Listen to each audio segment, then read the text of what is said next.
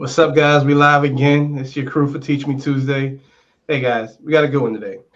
How can you start preparing to buy a home in the next 6 to 12 months? Today is what, July 14th?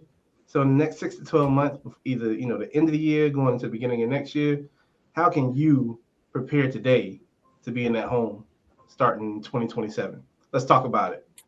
So, if you want to buy a home next year, what do you do over the next 6 to 12 months that could save you thousands of dollars and make the difference between getting pre-approved or getting denied? And we're Oh not doing no no. denials around here. What we doing is we telling you how to if you're not getting approved now, how to get approved later. Putting Right. yourself in a position to where you can be a homeowner in the coming months, to year, whatever your process looks like. So guys, let's jump right into it. Let's talk about timeline. Like what's a good starting timeline for somebody who wants to purchase a home in the next 6 to 12 months? Now, yesterday, right? I don't know We why you don't. remind me of like Temptations, Five Heartbeats just now. And then like you're Right. about to start dancing. Right. Yeah, man.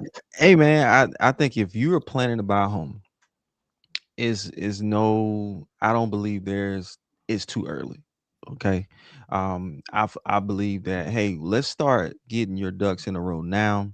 Like you said, timeline. Hey, even if it's a year out, hey, don't wait to the last minute Hmm. to decide, hey, I want to buy a house now. Let's do what I gotta do, you know. So So you saying don't wait until your lease is up, 30 like days don't wait out. the week before your lease is up to say, oh man, I don't want to sign a lease again. I got what you're saying. I want right, the people in the back to hear that though. right. Nobody would do that out there. You know, we are talking to some smart, educated, you know what I'm Oh, of saying? course. They understand that they wouldn't wait until their lease is up to buy a home because they know that guess what? It can take some We there time. may be some things that we might need to get in order first before it's time to buy a home, Mhm. you know? So, yeah. Right, right, right. All right, So I like that. I I like like that. that. You You say gonna you say want to something add else? something, or you want to jump in number Yeah, two? I was gonna say that the timeline is super important. Just from like a mortgage Right. lending, approval standpoint. What people Mhm. fail to understand, like for those that do wait until, they got their lease renewal application in the mail or notice in the mail that their lease is up for renewal, and they're like, oh, let me think, I think I should try to buy a house. Is that from a mortgage side of it, we don't just look at your now, right? We're going to also look at like your past behavior.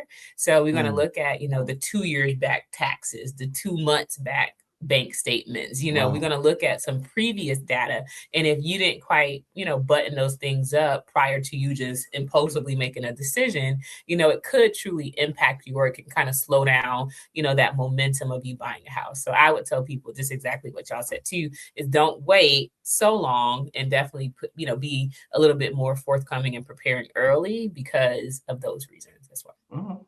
Good Mm, stuff. Good stuff. I'm gonna jump right in there. I'm gonna go to number two. Right. So knowing where your credit stands, I think that piggybacks off of exactly what mm. LaShawn was just saying. That's good. That's good. Not waiting, because again, it's a lot of things that we have to take into consideration when trying to get you pre-approved to purchase a home. So very important to know where your credit is today, so that we can help, so that you can either get the guidance you need to get your credit where it needs to be to purchase in 6 to 12 months, or if everything's already great with your credit, we can advise you that you can already know that, hey, I don't need to make any significant changes.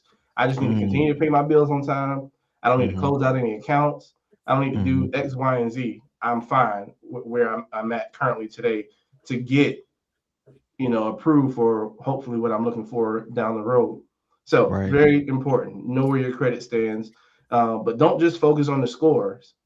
Even though that's very important, you got to also look at what's causing your score to either to drop or to not be as Mm, high as it could be, because some people, when you do have lower scores, it can take time to build those scores up. So right. um, planning ahead 6 to 12 months is definitely ideal. Most credit situations can be turned around in that short of a period. So Right. that's number 2. Let's jump in. I'm gonna add to that. I gotta add. I know this is my. Add to Gavin ready, dog. Hey, Gavin trying to go. Let's go, Gavin. Because I always want to make sure I give like. I want to make sure I give like sound tips, because like this is what we've been seeing, and I've been seeing a lot of it. What has been becoming a pain point for a lot of people are these like afterpay accounts on their credit, like the Affirms and things like that. Those self-reported accounts and things like that on their credit has become a barrier for people getting approved. And so when we talk about credit, and when Gavin, you mentioned knowing what's on your credit report, those things, but people don't think about it. People like are quick to, I think this is what the new digital layaway, plans that's out there. It does impact you buying a house. So just be careful with that and make sure you're kind of getting that stuff, paid off if you can prior to, doing this process, or definitely as a part of the process, because it can impact you as well. Right. Guys, I understand. Let me say this.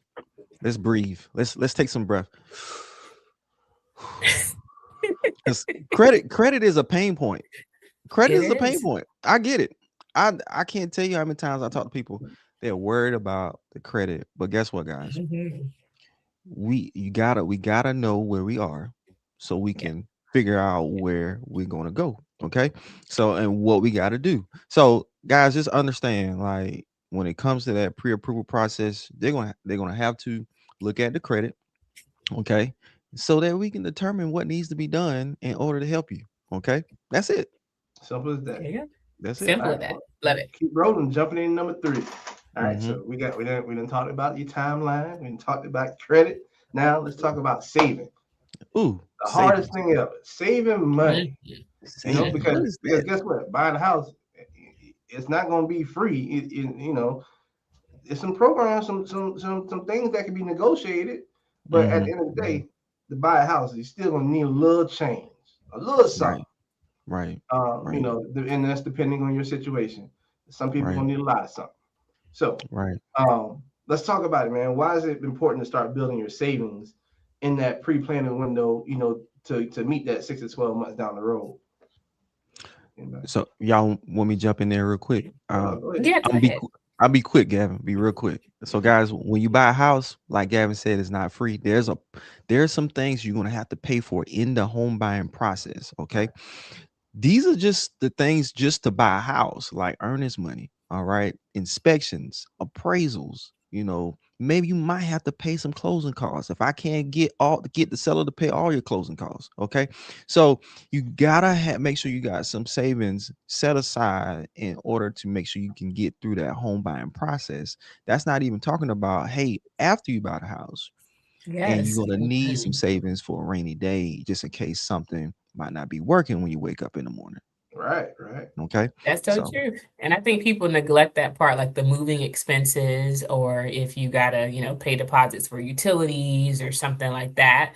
You gotta factor that stuff in as well. So being able to save money, ahead of time is so important. So if you have a 401k and you're not contributing to it, my tip is to start putting money in there. You can kind of use those funds to help you out. You can set up a separate, maybe payroll allocation on your payroll to go to a separate account to start saving at a separate bank to start saving some money towards buying a house. So do what you have to do, so that you can, guys, be better prepared to purchase in the future. All right, Gavin, what we got next? Well said. Talking about saving and not hitting on budgeting just yet, but I think it leads us into number 4, avoiding major financial changes. So, what we talking about? Changing jobs. We talking about, hey, I'm not really feeling like working this month, so I'm gonna take a sabbatical. I'm gonna step back. Well, when you do stuff like that, when you change your consistent income, that plays a role into how we can approve you. We need to see a consistency that, hey, this person has been employed a certain way for the past 2 years, and they're consistently bringing in this income. So some big ones, maybe some major ones, Gavin. So you mentioned about the changing of the job. I think the other one that gets people is buying a vehicle, man. Ooh, yeah. Buying a vehicle, like people buy vehicles before they always buy a vehicle before they want to buy a house. And like vehicle payments ain't cheap no more. So the days of a $200-$300 car payment, it seems to be very far-fetched nowadays.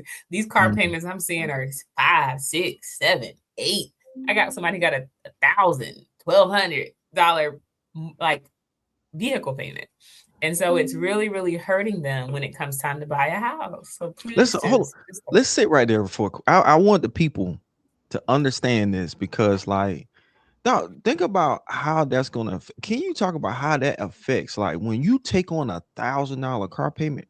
I said 1,000. Let's just $700 car payment, and you know what I'm saying, and it's and don't get me wrong, you deserve it, but guess what?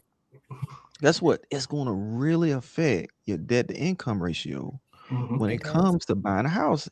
You might be right there from buying a house that you really want, but because of that car payment or whatever and the financing behind it, you might not qualify for it. So so like a $700 or $800 car payment, let's say you might bought a $40,000-$50,000 car at that payment. I don't know, but that's not like dollars for dollars. It's not like you buy a $50,000 car at a $700 car payment and you could have bought $50,000 more in mortgage loan. No, $700, $800 from a mortgage standpoint, we're talking about $150,000 different in approval because you bought that car.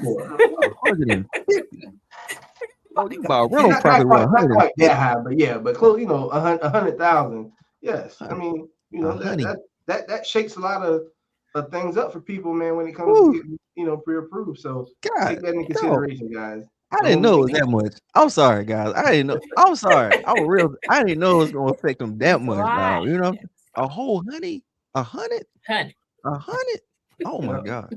Yeah. So just in addition to the buying new cars and but other things we want to avoid is opening new credit cards unless you speak to your loan officer or financial person who's helping you in this process, because sometimes opening a credit card can help increase your scores depending on how it's done, but avoid that if you don't need to. Making large unexplained deposits, those side business and side hustles that you don't necessarily report to Uncle Sam.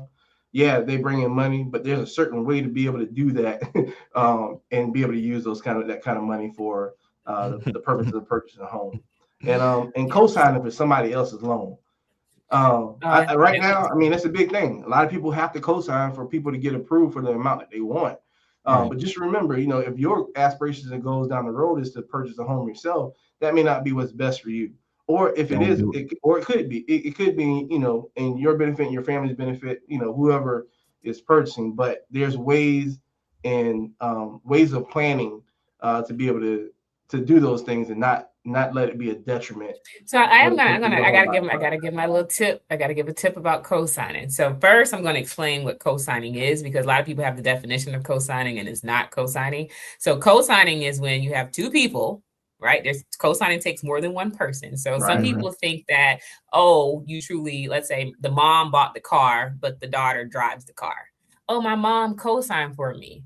No, she didn't. Your mom bought you a car. If both of you are not on the loan, if you and that other person is not on the loan, you're not a co-signer. Sure. That person just bought that whole debt. They assume that whole debt on your behalf if you're not on the loan too.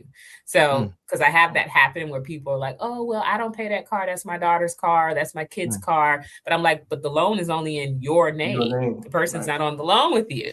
So you didn't co-sign for them. So we can't, because sometimes we can try to exclude the payment or something like that. As a mortgage lender, we can only exclude that payment, if it's truly a joint loan, not an individual loan, and the other person is solely making those payments out of their account. That's big, because a lot of times like, they give me the money and I pay it. Can't do that.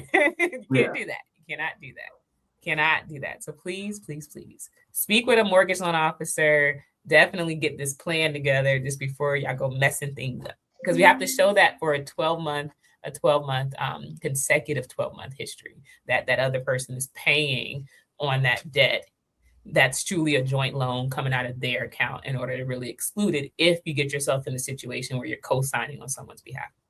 So just watch it. All right, we almost we didn't pretty much hit our time, but I want to hit this number 5 real quick, and then we'll wrap up. Reducing debt strategically. All right, what is that? We don't want to go off. I don't need you going off paying off stuff that you think is going to, help your situation. You need to speak to a professional because it's not about necessarily the quantity of debt. Like you can have $100,000 loan out there, and you're only making $100 payment on it.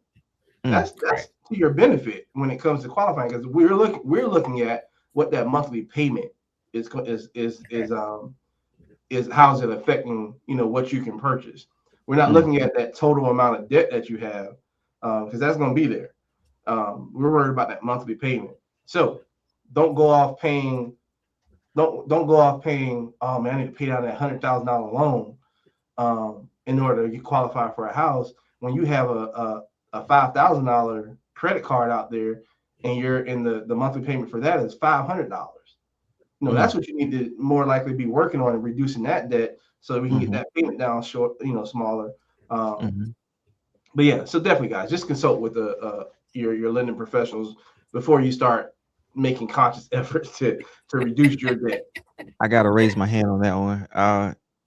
He is absolutely 1,000% right, because me and my wife made that mistake before we bought our house, and guess what happened? Our credit score started going down. We started paying. We was like, hey, dog, we're going to make room for this mortgage. You know what I'm saying? We're going to pay this off. We're going to pay that off. We're going to do this. And I was like, man, my credit score went down. And, we just didn't know because we didn't speak with a professional. So, guys, don't make that mistake when it's time to start getting prepared to buy your house. There you go. I love that. I absolutely love that. Okay. Well, so, guys, that's our time. Go ahead, Gavin. I'm sorry. Nope, you got it. Close it out. I was gonna say, well, that's our time for today. And we hopefully you guys learned something from this. Just remember, preparation takes time. So definitely don't wait 30, 60 days out. Like Wilma said in the beginning, you never can prepare too early, whether it's a year out, 6 months out, the sooner the better. Definitely reach out to either any one of us on this absolutely on this episode. We're more than happy to guide you and connect you with the right resources to help you become a homeowner in 2026, if that's your goal, or either 2027 or beyond. So we definitely appreciate you guys tuning in, and we will definitely catch you guys next time. Yep. Bye.